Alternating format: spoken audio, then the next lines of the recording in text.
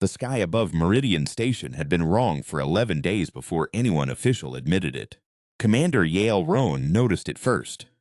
The way the upper atmosphere shimmered in bands of violet and copper, instead of the flat black of deep space. The way the long-range thermal sensors twitched like a dog dreaming about something it couldn't name. She filed the report.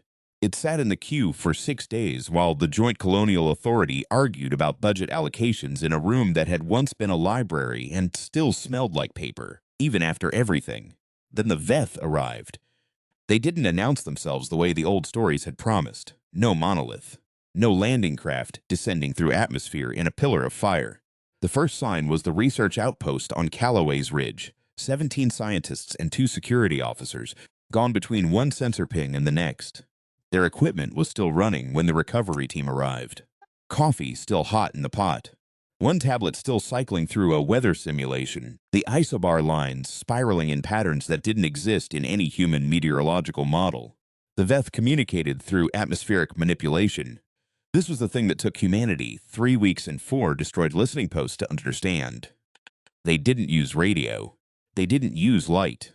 They spoke in pressure and temperature, in the language of storm systems and electromagnetic discharge, a language so old they had forgotten they were speaking it at all.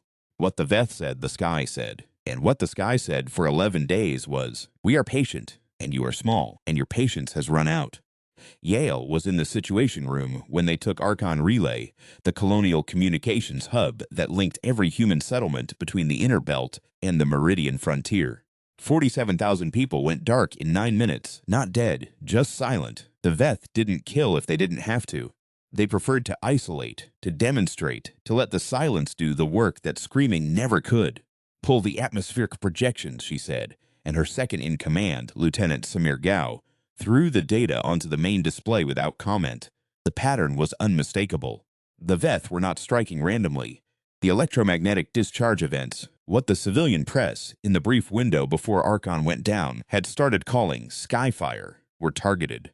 Relay stations, communication towers, the deep space array on Herschel platform, the cultural transmission nodes that broadcast humanity's music and literature and history into the void, the signals that had been traveling outward for a century and a half, the ones that said we were here, we thought things, we felt things, we matter. The Veth were killing humanity's voice. Yale understood this the way you understand something you don't want to be true. Slowly, and then all at once. Like a storm approaching across flat ground while you stand there thinking surely it will miss me, surely it will turn. "Get me Colonel David Roan," she said. Samir was quiet for a moment. "Your brother, Commander?" "I'm aware of the relationship, Lieutenant. He's been reassigned. Frontier Engineering Corps. There was an incident 6 months ago. Theoretical disagreement with High Command about the Veth atmospheric signatures. He filed a report suggesting they were intentional. It was rejected. Laughed at, Commander. He's on Herschel platform running maintenance rotations on equipment that hasn't malfunctioned since it was installed." Yale looked at the display, at the spiral of atmospheric events, at the specific, deliberate shape of the silence spreading across the colonial map like an ink stain.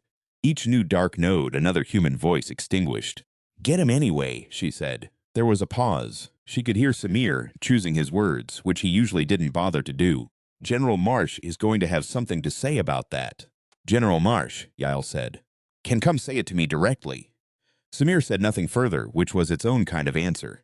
David Roan had not spoken to his sister in 4 years, 3 months, and some change he'd stopped counting somewhere around the 2nd year.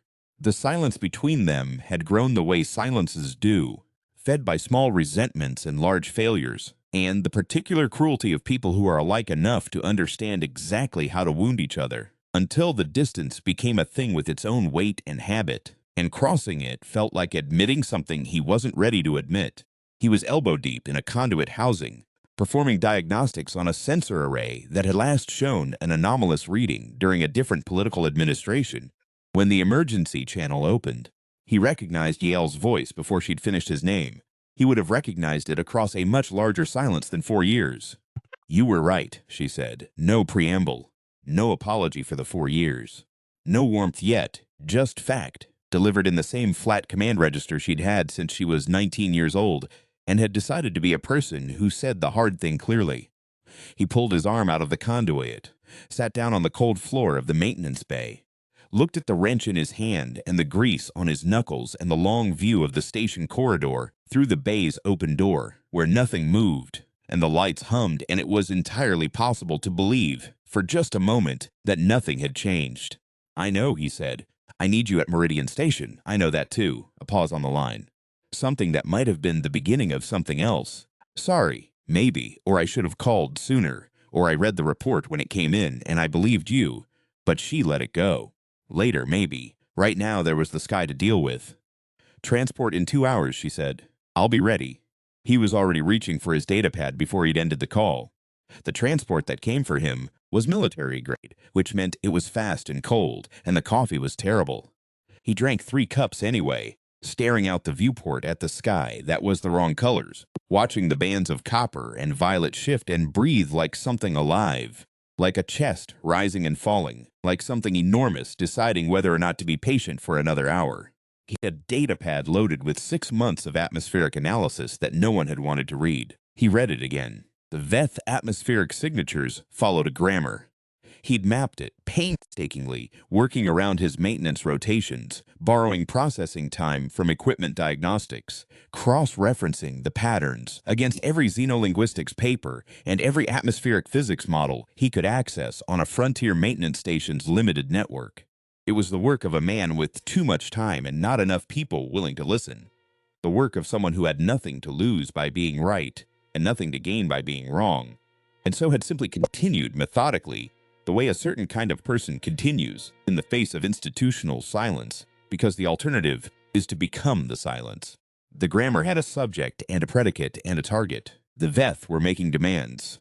They had been making demands for months before anyone knew there was a Veth in the patient language of pressure systems and discharge arcs that the colonial meteorological systems had been logging as anomalies, as equipment errors, as interesting but non-urgent data points to be reviewed when there was bandwidth for it.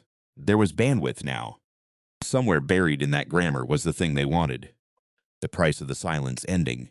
And buried alongside it, if David was reading the deeper structures correctly, was something that the Joint Colonial Authority was not going to want to hear. The possibility that the Veth were not hostile, had never been hostile, and that what looked like an invasion was something considerably stranger and more demanding than war. The thing that the Veth could not understand. The thing that their entire, ancient, atmospheric intelligence had failed to model was that sometimes the person who figures out what the enemy wants and the person with the authority to act on that knowledge are separated by 4 years of stubborn silence and a disagreement about who was supposed to call whom first. But some things cut through even that. The Joint Colonial Authority had convened an emergency session in the deepest bunker under Meridian Station, which was still not deep enough for General Aldrich Marsh, who had opinions about structural integrity that he shared approximately every 15 minutes, with the air of a man who had survived several things by being prepared to survive them and intended to continue the trend. There were 9 officers around the table, and 6 civilian administrators, and 3 people from the Colonial Intelligence Division who said nothing and wrote down everything in the practiced way of people whose job is to outlast administrations, and Yael, who was technically the senior field commander, but who was currently watching her brother walk into the room and waiting to see if the room understood what they had. David looked like 6 months of maintenance rotations looked. His uniform was clean but not pressed. There was grease under his thumbnail that he hadn't quite gotten out. He carried the datapad and a battered thermos and a look on his face that Yael recognized from childhood. The particular expression he wore when he'd solved something difficult in private and was now sitting across a table from people who had not yet solved it and was deciding whether to explain the whole path or just show them the answer. He usually just showed them the answer. It annoyed people. She had always found it privately satisfying. "Colonel Roan," General Marsh said, with the exact tone of a man who had signed the rejection on a report and was now pretending he hadn't. "Your sister tells me you have a theory." "I have a map," David said. He put the datapad on the table. The atmospheric data bloomed across the main display, color-coded and annotated. The Veth grammar laid out in patient, meticulous lines that were not the lines of chaos, but the lines of syntax. They're not attacking infrastructure. They're attacking communication. Specifically, they're targeting every node that carries what I'd classify as cultural signal: history, art, language, music. They're not trying to kill us. They're trying to make us forget we exist. Silence. The specific, heavy kind. That's one of the civilian administrators started. Consistent with every documented atmospheric event in the past 11 days, David said. Cross-referenced. Time-stamped. I've been building this model for 6 months. He looked at Marsh. Didn't say, and you laughed at me. He didn't need to. The absence of the words was louder than the words would have been. The Veth don't communicate with words. They communicate with weather. This, he touched the display, is a sentence. It says, "Surrender your history or we will destroy it piece by piece until nothing is left to surrender." General Marsh leaned back in his chair. He was 62 years old and had spent 40 of those years in positions where being certain was more valuable than being right, and you could see the cost of that on his face now, in the specific quality of his stillness. "And your recommendation, Colonel." David sat down, opened his thermos, took a long drink of whatever he'd managed to brew on the transport, something thick and dark that smelled like it had opinions. "We talk back," he said. The room pushed back hard and then harder. Marsh wanted to know how a maintenance officer had developed a complete xenolinguistic framework in 6 months on a frontier station.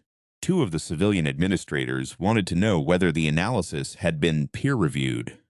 One of the intelligence division people said nothing, but wrote something down with great deliberateness. Yale watched her brother absorb it with the patience of a man who had been talking to empty chairs for 6 months and had made his peace with it, the way you make peace with anything that becomes your daily condition. Not by accepting it, but by refusing to let it change what you do. He didn't raise his voice. He didn't perform anger. He didn't say, "I told you so," though he had, and they hadn't listened. And people were dark across a 47,000-person communications grid because of it. He just kept pointing at the data, kept walking them back to the grammar, kept saying, "Look at the shape of what they're doing, and tell me it isn't language," and waited for them to see it. What broke the logjam was the Veth taking the archive. The Colonial Memory Project was housed on a platform in high orbit, 1,200 exabytes of human cultural record, everything from Sumerian clay tablet translations to the last album recorded on Earth.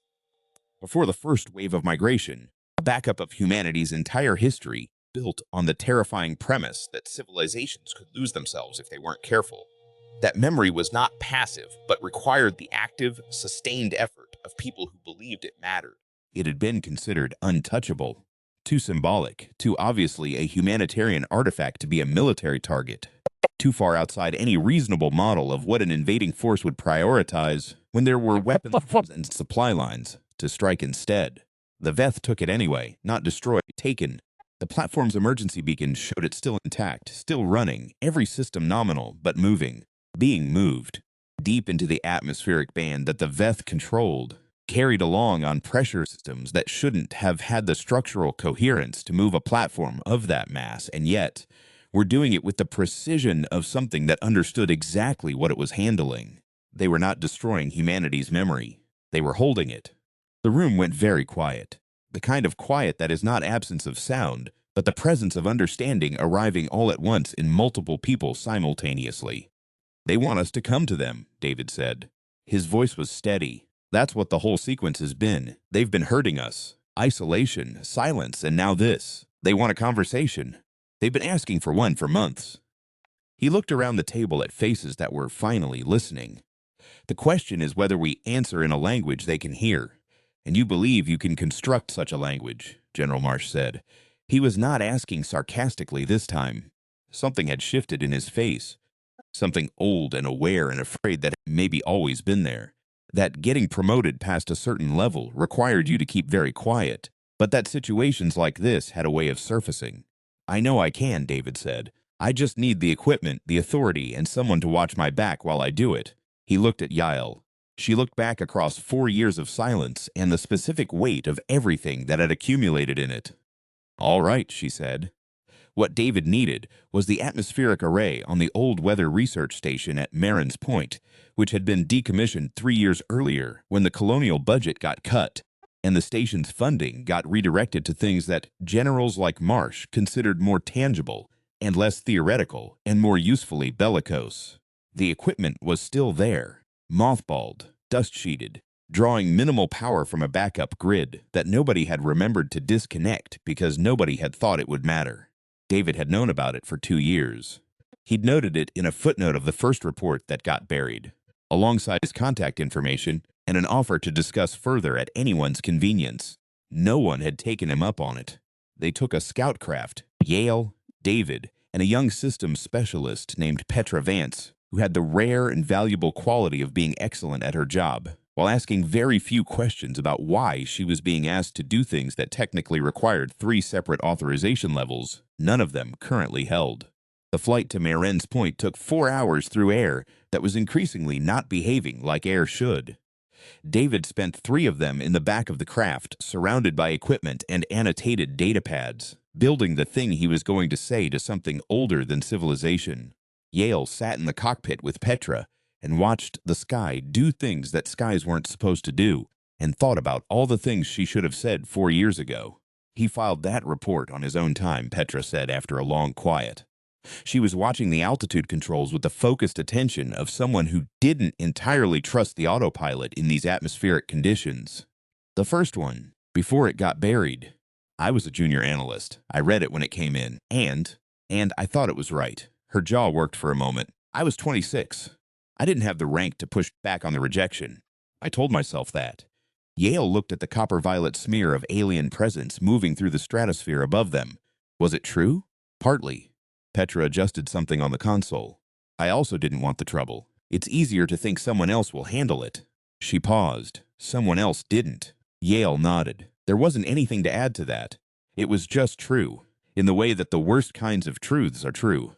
Obvious in retrospect, invisible in the moment, and carrying the full weight of what had happened in the space between. The research station at Maren's Point had been built for a different kind of science. Atmospheric monitoring, weather prediction, the patient cataloging of a planet's moods, and the slow work of turning data into forecast into preparation into the particular human confidence that comes from understanding the systems that surround you. It sat on a ridge above a long gray valley, its sensor arrays still pointed at the sky with an optimism that nothing had quite managed to extinguish. The equipment was old, but it had been built by people who believed in building things to last, and it had lasted. Inside, everything was exactly as it had been left. Someone's coffee mug still on the desk, the residue of 3-year-old coffee dried to a dark ring at the bottom. A laminated safety checklist still clipped to the main console. A child's drawing pinned to the corkboard above the secondary terminal. Someone's kid had visited once, drawn the sky in yellow crayon with a large round sun and birds that were more V than bird, left it behind in the casual immortality of a child's artwork. The sky in the drawing was uncomplicated, blue and yellow, friendly and known. David went straight to the main console without looking at any of it. Yael watched him work and had the strange sensation of watching someone she'd stopped understanding become legible again. The specific grammar of how he moved, how he thought, the way his hands knew what they were doing before his face showed it. 4 years hadn't changed the syntax of him, only the context. The VEF atmospheric signatures operate in a frequency range that overlaps with natural ionospheric discharge, he said, not looking up from the console, talking to himself as much as to them. Standard military array can't reach it. Wrong frequency ceiling. Wrong power curve. This station's equipment was built to model ionospheric events. To do that accurately, you need to be able to generate controlled discharges for calibration purposes, which means the array can generate them. He pulled a panel off the side of the main transmitter and started routing connections that the original designers had not intended and would have found alarming. I'm going to push it past what it was designed for. How far past? Petra asked. She was already at the secondary console, assessing. Far enough that we should stay away from anything metallic once I throw the switch. And the windows. He glanced up. Maybe the windows. Is there a word for this in your grammar? Yale asked. What we're about to do. David paused. His hands stilled on the wiring. What do you mean? What are you going to say to them? You've got the grammar. You know the syntax. But what's the message? He was quiet for a moment. Outside the station's windows, the sky pulsed copper, a slow rhythmic pulse like a heartbeat at rest. The Veth were very close now. The entire atmospheric band over Maren's Point was alive with their presence. A pressure system the size of a continent, old and patient, and waiting with the specific quality of something that has waited many times before and knows how to do it. but would prefer not to. David reached out and unpinned the child's drawing from the corkboard, looked at the yellow crayon sun and the friendly birds and the uncomplicated blue sky. A kid who had sat in this station while a parent worked and drawn what they saw, or what they wished they saw, and left it here. "I've been thinking about that for 6 months," he said. "The grammar I mapped, it's got a structure for specific kinds of statement. Commands, conditions, warnings." He set the drawing down on the console beside him, face up. "But it also has something older, a structure that predates the conditional forms. Something that doesn't ask for anything and doesn't threaten anything." He looked at it. "An introduction. The kind you make when you want someone to know you're real. Not what you want, not what you can do. Just, here is what we are." "That's all?" Yale asked. "It's everything," he said. "You can't negotiate with something that doesn't believe you exist. You can't be recognized by something that doesn't know what you are." He looked at the drawing one more time, then looked at her. "We're going to introduce ourselves, properly, the way you do when you're not afraid of the answer." The Veth response to the first human atmospheric transmission was a wall of lightning that hit the ridge 200 meters east of the station and turned a 40-meter stretch of rock to glass. The ground shook. The lights in the station flickered and held. Somewhere in the valley below, something that had been living in the rock tumbled away from the sound. "That's surprise," David said, watching the display readouts with the focused calm of a man who has prepared himself for the possibility of lightning and found that preparation was, in fact, useful. In the grammar, that patterning, the discharge density, the localization, that's what surprise looks like, not aggression, flinching. "They flinched with lightning," Petra said, from behind a console she had repositioned closer to the interior wall. "They speak in weather. Everything is proportional. A discharge of that intensity for something their size is." He searched for the comparison. "It's like someone who speaks very loudly startling at an unexpected sound. It's involuntary. It means they weren't expecting this." He was already modulating the second transmission, adjusting for the response, tuning the array output to carry the specific signature of a statement rather than a query. Good, unexpected is better than anticipated. Anticipated gets a prepared response. Unexpected gets a real one. The concept David had been working toward for 6 months, the thing that all the atmospheric analysis and the borrowed processing time and the 6 months of working alone had been building to, was this: the Veth had not come to conquer. They moved through the galaxy the way humanity's generation ships had once moved through the outer dark, looking for something. Not territory, not resources. They were looking for minds that could hold a real conversation, and they had been looking for an extremely long time. And they had become impatient in the ancient geological way that something truly vast becomes impatient, not with rage, but with the weight of accumulated disappointment pressing through everything they did. The destruction of communication nodes had not been hostility. It had been a test. Can you rebuild it? Can you adapt? Can you respond? Can you demonstrate that your communication is not just habit but necessity, that you will fight to speak because speaking is what you are? The taking of the memory archive had not been theft. It had been an invitation. Come and get it. Show us you know what it's worth. Show us you understand what you are well enough to come into our domain to recover the record of it. David sent the third transmission, long complex, encoded with 6 months of accumulated understanding, every nuance of the grammar he'd built from scratch in a maintenance bay.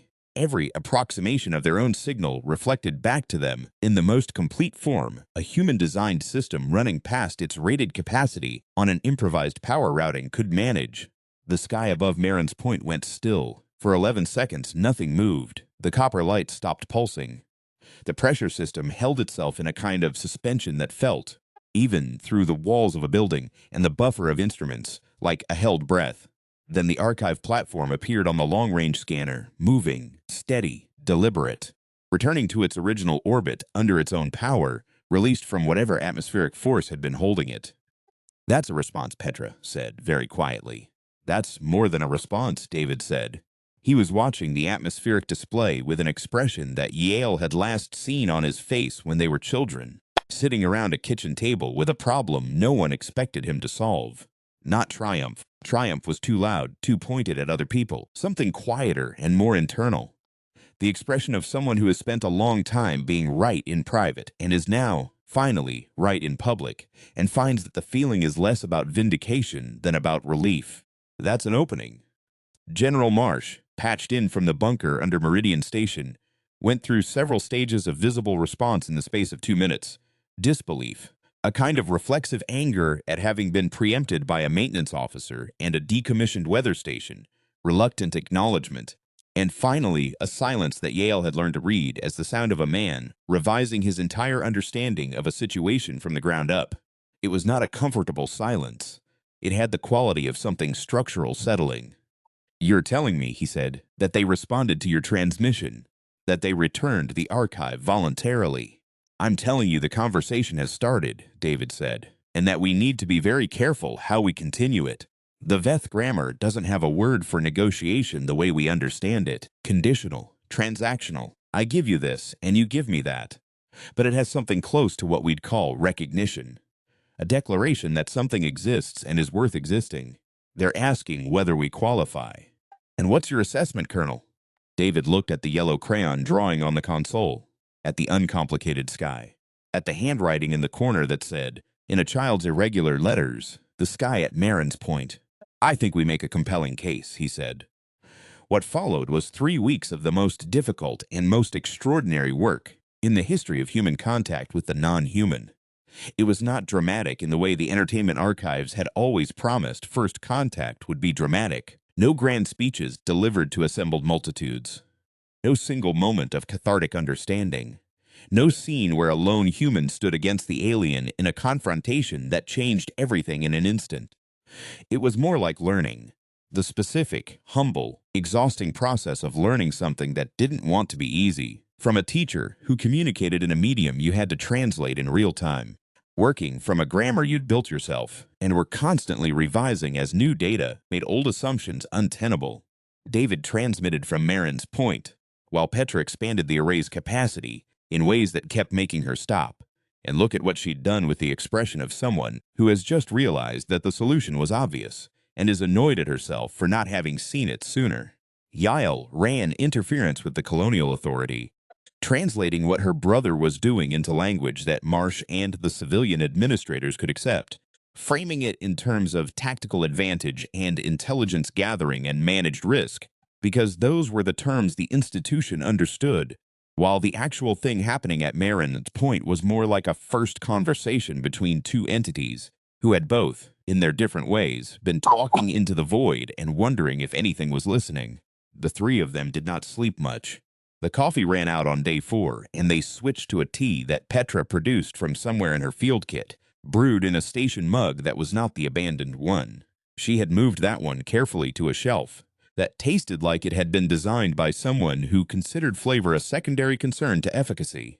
It was terrible, and they drank it constantly. The Veth grammar expanded as the conversation deepened.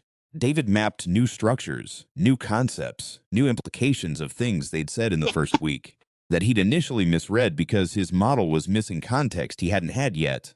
The Veth were not a single mind. They were something closer to a distributed consensus. Thousands of individual atmospheric processes that achieved something like collective intelligence through the continuous exchange of pressure and electromagnetic information across planetary scales. They were old in the way that geological formations are old, not just in years but in the depth of their history, in the number of times they had been through something, in the weight of what they had accumulated. But they were also, in ways that David could only begin to approximate in the report he was already composing in his head, lonely. Not the human kind of lonely. Not that small, personal ache that lived in the chest. Something structural. Something built into the architecture of how they existed. They moved through the galaxy in isolation, one vast atmospheric intelligence that could speak only to worlds capable of perceiving their language, and they had passed through so many systems that had never learned to perceive it, or that had perceived it and had nothing to say back, that the silence had become their default expectation, the baseline condition they returned to between attempts. Humanity had broken that expectation. A man in a decommissioned research station with equipment pushed past its rated capacity, and a grammar he'd built by himself in 6 months of being told he was wrong and working anyway, the way some people work, not because it will be acknowledged, but because the alternative is to stop, and stopping is not in the available options. On the 17th day, the Veth transmitted something new. David spent 6 hours analyzing it before he allowed himself to say what he thought it was. He verified it 4 times. He asked Petra to run the pattern independently through the grammar model without telling her what she was looking for. Her result matched his. "It's an address," he said. "Coordinates. A location in the outer belt where the atmospheric conditions are stable, sustained, artificial." He looked up from the display. "They're inviting us to visit." Yale looked at the coordinates on the nav display, at where they fell relative to the Veth-controlled atmospheric band. "That's in Veth space." "Yes, which means it's an invitation to go somewhere where they have every conceivable advantage." "Also yes." He picked up the terrible tea, drank it with the equanimity of a man who had stopped noticing how bad it was. "Humans have always walked into situations like that. It's one of our defining characteristics. We're constitutionally unwilling to accept that the risk is too high when there's something worth knowing on the other side of it." He set the mug down. "I think that's actually what they find interesting about us." The crew of the Meridian Vanguard, the colonial authorities' most capable bald scout now fitted with David's atmospheric communication array, bolted to its exterior in a configuration that made the chief engineer express strong feelings about weight distribution and stress tolerances and several things that were, technically speaking, not supposed to be attached to the hull in that way, consisted of 11 people. The 11 were chosen for the combination of skills and temperament that the mission required, which meant they were all excellent at their jobs, and also all people who had at some point in their careers filed a report that got buried and had kept working anyway. This was not a stated criterion, it was just Yale reflected how it came out. The transit took 9 days. David spent most of it in the communications bay, continuing the conversation with the Veth in the patient. Continuous way that a real conversation requires once it has truly started, and both parties have committed to it. They talked back. The atmospheric data that came through the array during those 9 days was extraordinary. The Veth grammar expanding, deepening, developing structures that David hadn't seen in the 6 months of initial analysis, because those structures required the conversation to reach a certain depth before they became available. Like rooms in a house you only find when you've been living there long enough to explore beyond the entrance hall. On the 8th night, David called Yael to the communications bay. It was past 0300, and the rest of the crew was asleep, and the ship was very quiet around them. The specific quiet of deep space transit, which is not silence, but the constant low conversation of systems maintaining themselves. "They ask about our memory archive," he said. "The one they took and returned. They want to know what it contains." Yael sat down. "What did you tell them?" "I told them it was our history, everything we've done and made and thought and lost. I told them we carry it because we're afraid of forgetting ourselves, afraid that if we don't actively maintain the record of what we are, we'll become something we don't recognize." He looked at his hands. They were quiet for a long time after that. "And then they said something I've been translating carefully for 4 hours. He turned the display toward her. "The closest I can get is, 'You are the first who have shown us that you know what you are.'" Yale read the atmospheric pattern. The Veth grammar had its own aesthetic she'd come to understand, a kind of stark precision that didn't waste energy, that said exactly what it meant and stopped. "Is that enough?" she asked. "Is knowing what we are? Is that what earns recognition?" "I think," David said slowly, "that it's the only thing that ever could be. You can't be recognized by something if you don't know yourself. You can't communicate what you are if you've never had to articulate it." He was quiet for a moment. "We've been broadcasting our history into the void for 150 years. Our music, our arguments and the things we argued about, and the things we changed because of the arguments. Our literature, our mistakes, and what we did about them. And they've been listening to the signal for decades, but the signal didn't cohere for them because they couldn't tell if it was intentional or just noise." He looked at the display. "We showed them it was intentional, that we know what we're saying, that the record isn't passive. It's an active choice to preserve the evidence of our own existence." Yal was quiet for a while. Outside the viewport, the stars were the wrong colors, had been for days now, the Veth's presence altering the light in ways that shouldn't have been possible but were. "Ask me something," she said. He looked at her. "You said to ask you again, when it was over, whether we know what we are." She turned to face him directly. "I'm asking now." David thought about that for a long time. In the specific way he'd always thought about things that mattered. Not performing consideration, but actually doing it, actually going through it.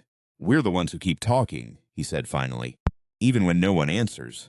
Even when the report gets buried, and the funding gets cut, and the silence on the other end goes on long enough that you start to wonder if you've been wrong about everything. He paused. We talk because not talking would mean accepting that there's nothing worth saying, and we've never been able to accept that. The location in the outer belt was a storm system the size of a small moon. It should not have been possible. Sustained atmospheric systems required a gravitational anchor, a pressure differential, an energy source, conditions that did not exist in the empty space of the outer belt. The Veth had built one anyway, or had become one, or had been one for so long that the distinction had become academic. It registered on every sensor on the Vanguard simultaneously and adequately, on none of them too large, too complex, too much. The ship came through it slowly. David had his hands on the array, controls the entire time, talking to the storm as they entered it, negotiating passage in the grammar of pressure and discharge, explaining their approach, and asking permission in the formal introduction structure he'd identified. On day 17 of the conversation, the ship shuddered twice. The lights flickered once and held. The temperature dropped 4 degrees that had nothing to do with the ship's heating systems. In the corridor outside the communications bay, someone hummed something, a half-remembered tune, low and slightly off-key, the kind of thing people do in the dark when they need to hear a human sound. And then they were through. On the other side, quiet. A pocket of still, clear space, protected on every side by the vast wall of the storm. And in that quiet space, something that registered on sensors as presence, dense, vast, differentiated in ways that the instruments could detect but not quite resolve. The Veth, not a fleet, not individual entities in any sense that translated to human categories. One thing enormous and old, distributed through the space around them like weather wears a sky, everywhere and specific at once. David sent the introduction. The long, complete one he'd been building since Marin's Point and refining through 26 days of conversation. The formal opening that said, in the Veth grammar, something close to, we are freely given with nothing asked in return. We are the ones who talk into the dark. We are the ones who keep the record. We are the ones who crossed into your space to get back a library because the library is not separate from us. It is us. We thought you should know. The response came not through the array, but through the hull of the ship itself. A vibration at a frequency below hearing. A change in pressure so subtle and total that it wasn't felt as pressure, but as something else. Warmth without temperature. The sensation of being in a space where something vast has turned its attention toward you and found you worth the turning. Later, in the report that would take David 6 months to write, and that would be read by everyone and buried by no one, he described it as, they said hello back, and they meant it. The terms of the first recognition agreement were not simple, and were not fast, and were not without cost. There were adjustments humanity would need to make to the way its ships moved through the outer systems. The deep drive engine wash created atmospheric disruption that the Veth experienced as something between interference and insult. A constant low-grade noise in the language they lived in. There were things the Veth would need to learn about human communication timescales, what felt like patience to something that thought in geological time, felt like urgency to something that measured its life in decades. There were things on both sides that would take generations to understand, and both sides knew it, and both sides agreed to begin anyway, which was its own kind of statement. The archive returned in full. 1,200 exabytes, every system nominal, every file intact, returned to its original orbit, and accompanied by something in the data stream that didn't match any human encoding standard, and that David spent 3 hours identifying as the Veth grammar, and another 3 hours translating. It was a history. The Veth's history. Every system they'd passed through across an expanse of time and space that made the word vast feel inadequate. Every world they'd found that could or couldn't hear them. Every silence. Long and accumulated and heavy with the specific weight of showing up somewhere and finding no one capable of perceiving you. Every moment of something that translated to hope when they'd detected a signal that might be language and found it was not, or found it was language, but language that had no interest in conversation. Language that spoke only to itself. And at the very end of the history, very recent, timestamped to the first human transmission from Marin's Point, a notation. Brief. In the Veth grammar, which did not do embellishment, which said exactly what it meant and no more. Here, finally, Here, Yale filed her report and went to find her brother. He was on the observation deck, which had the best view of the storm wall surrounding the Veth's still space. The vast, slowly rotating beauty of something that shouldn't have been possible, and was.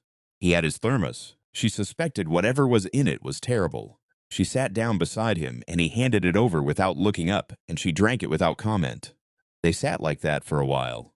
The storm breathed in the long, patient rhythm she could now read, had learned to read, in 26 days, as something like contentment. Not a human contentment.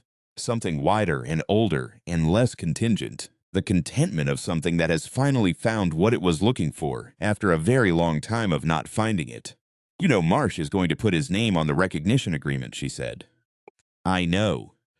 And the Linguistics Council is going to spend 20 years arguing about your grammar. Half of them are going to publish papers suggesting they would have arrived there independently. Also, no, none of that matters, she said. It was not a question. I spent 6 months talking to an institution that didn't want to listen, David said. And then I talked to something older than our civilization, and it said, here, finally, here. He took the thermos back. No, none of that matters. She looked at the storm, at the copper and violet light moving through it in the slow rhythm of something alive and old and no longer alone. You should have called, she said, 4 years ago, about the report, but also, you should have called. I know, he was quiet. So should you. Yeah, she didn't argue with it. So should I. The stars outside were still the wrong colors. They would probably be the wrong colors from now on.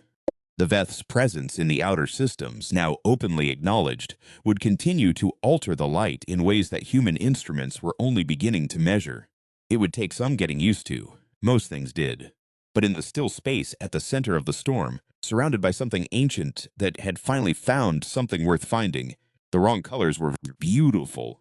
And the sky was speaking in a language that someone had been patient enough, stubborn enough, solitary enough, human enough to learn. The stars spoke. The storm answered. And in the quiet space between them, humanity sat with itself and thought, we were always going to be here. We just needed someone to answer back. Outside, the conversation continued. Patient, enormous, no longer one-sided.